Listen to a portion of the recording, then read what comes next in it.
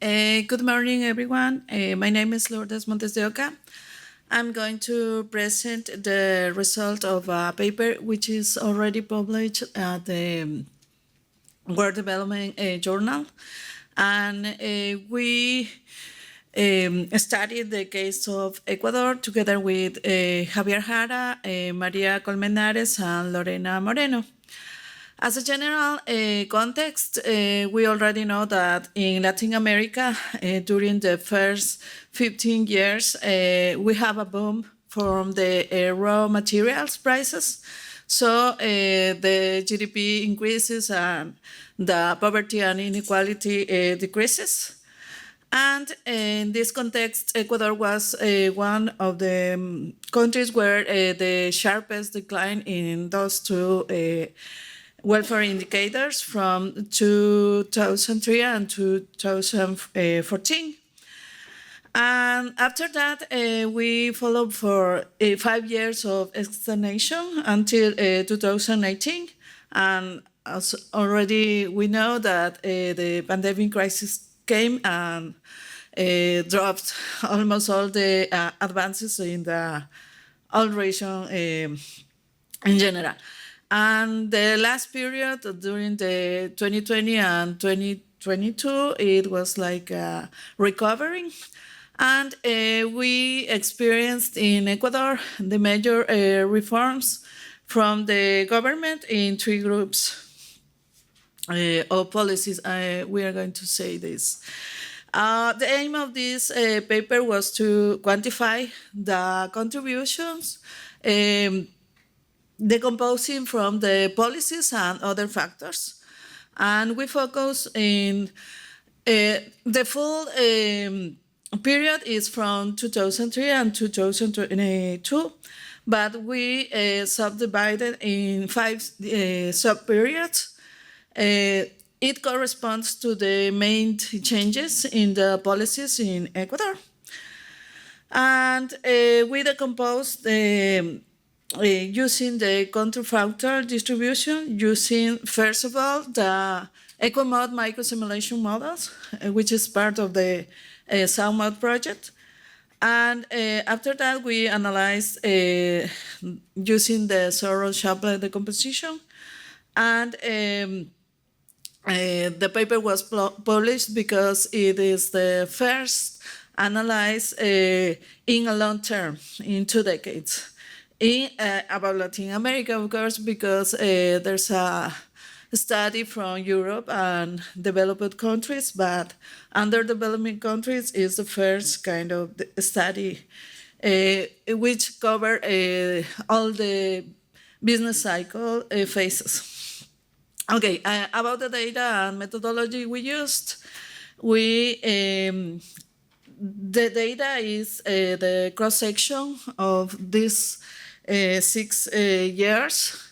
We don't use the full 20 years, but we identified where the policy was the major changes.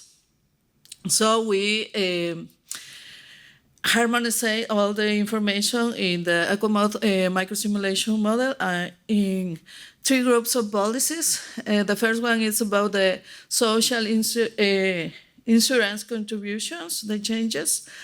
The second group is about the personal income tax. And the third one is the cash transfer programs, especially the human development transfer, which is the largest benefit in our country in Ecuador. After that, we used the composition using the 2 main parts. The first one, we state the policy reforms, and the other effects. Policy reforms refers to the tax benefits reforms as well. And other effects collect about the demographic changes and the changes in the market income distribution.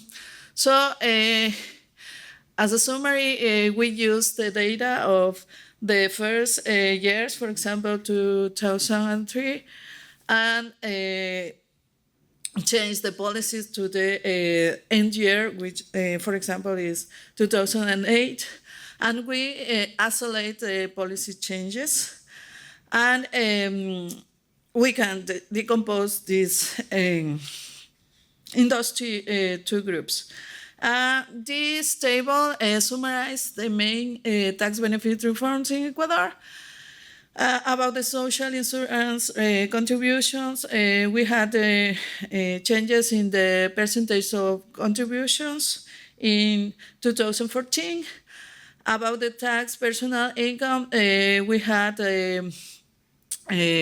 equality reform in 2007, but it was applied since 2008 and had two reforms: the increase of the tax bands and also the form of deductions. And the second main changes in tax income was the 2022, where it was the kind of deduction, because we before this we have the groups of deductions like housing or health, but now we changed to the number of people who live in the household. So we changed the concept in this kind. And about the cash transfer, the basic changes was about the amount of cash transfer. In this table, we take all the prices to 2019 using the CPI. And well, about the results, we presented in three main indicators. The first one is the mean disposable income. As we can see in the graphic, it's the whole population. We cover the basic phases of the business cycle. At the beginning, we have the boom, and of course, the mean disposable income increases. And about the composition, in light blue, it's the other effects, which on average represent the fourth of 75% of the changes. And in dark blue, which is very light, is the tax benefit contributions. And in percentage, we saw limited contribution from the tax policies, especially, and the major contributions came from other effects. And from the policy effects, mainly the cash transfer has an impact of 1.3%. For the first period, the first and second period, yeah, we are seeing here in dark blue. And for the other periods, from 2014 to 2022, it's almost not statistically significant.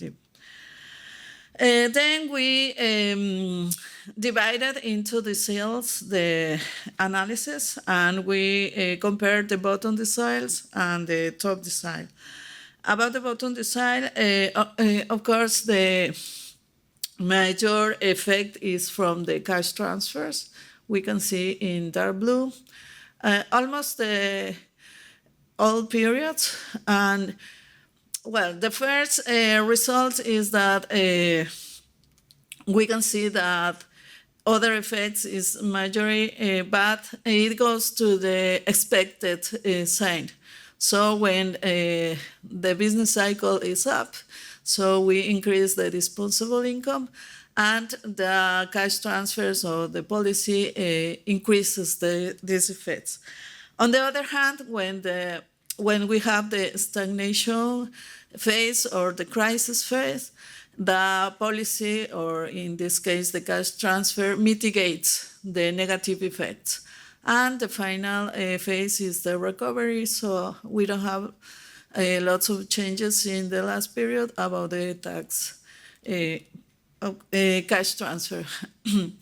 Yeah, and about the top decile, the main effect we can see in white is the direct tax, the income tax. We can see the two reforms in 2008 and 2022. Those are the main reforms. And of course, in disposable income, the effect of direct tax is to reduce the income. But it only affects to the 10th decile. It means that it's the people who already paid the personal income tax. So we can see the different effect for the different families. And the other two welfare indicators, which are the poverty and inequality, of course, we have the opposite effect, which means that when the business cycle is good, the poverty and inequality goes down. It's the expected effect. And we can see that the main effect is of the policy is basically on inequality. So in the first phase period, it contributes largely, but in the poverty rates, it's a slow contribution. And of course, in the full paper, we have not only the Gini coefficient, but also the Atkinson and extremely poverty, the full results in the paper. So, conclusions. The reforms already contributed to the poverty and inequality reduction. It was the first question. But the majority of the changes or effects are driven by other effects. It means changes in the market income distribution or demographic changes. And the study highlights the importance of social protection programs and increasing the progressivity of personal income tax. And about the South Mode project, it could be expanded to the other countries in this project. And just for taking into account, our methodology has some limitations, which are basically based on the survey data.